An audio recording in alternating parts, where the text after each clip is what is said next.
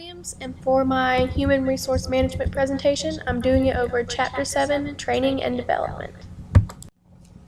Training tends to be more narrowly focused and oriented towards short-term performance concerns, whereas development tends to be focused on more long-term and future responsibilities. Combined, the two recognize the combination of activities organizations use to increase the knowledge and skills of employees.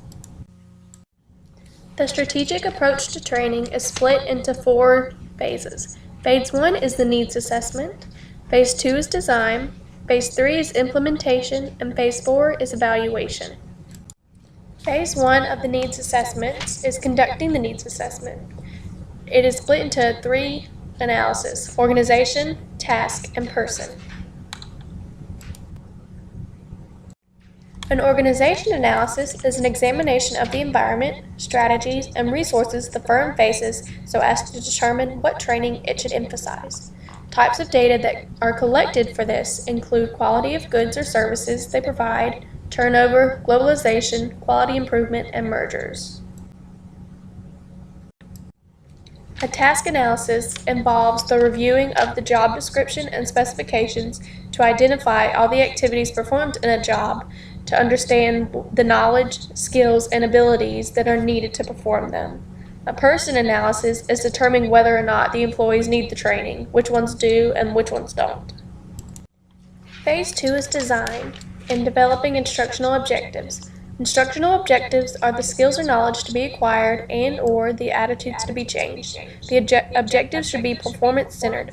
Performance-centered typically include terms such as to calculate, to repair, to adjust, and to assemble.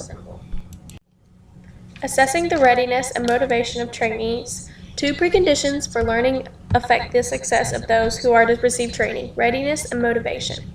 Trainee readiness is whether or not the trainees have the background knowledge and skills necessary to absorb the training, and trainee motivation is the trainee's ability to see the big picture of the training and see how it will affect them. Another part of Phase 2 design is incorporating the principles of learning. Here is just a list of good principles of effective teaching and learning. Phase 3 is the implementation. These include training methods, such as on-the-job training. It is the most common informal training method. It provides hands-on experience under normal working conditions and an opportunity for the trainer to build a good relationship with the new employee. For some jobs, it can be unpractical or unwise to train employees on the actual equipment used for the job, so using a simulation helps the employees learn what they will be doing with similar-like equipment. Some more training methods include e-learning and coaching. E-learning covers a wide variety of applications such as web and computer-based training and social networks. Coaching is a continuing flow of instructions, comments, and suggestions from the manager to a subordinate. They're not only meant to help people do their jobs right, but also to become leaders. This graph shows the different type of delivery methods and training methods that are used in different businesses.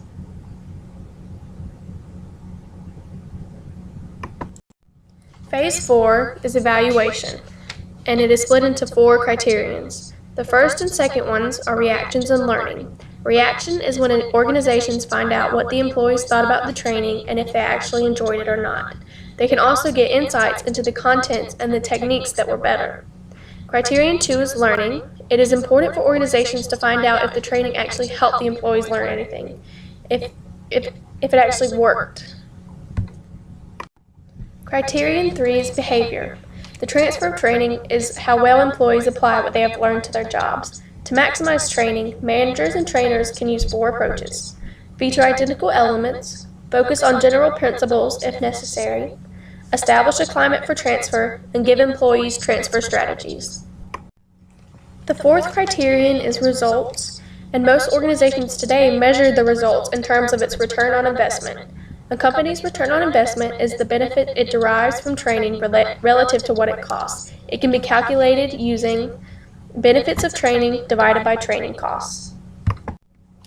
There are also additional training and development programs you can use, such as orientation, which is a formal process of familiarizing new employees with the organization and their jobs and their work units, and often stresses the why instead of just the what and how. Cross-training is when employees learn how to do different jobs within an organization as well as their own. And diversity training is split into 3 different types, including awareness building, training to prevent discrimination, and skill building.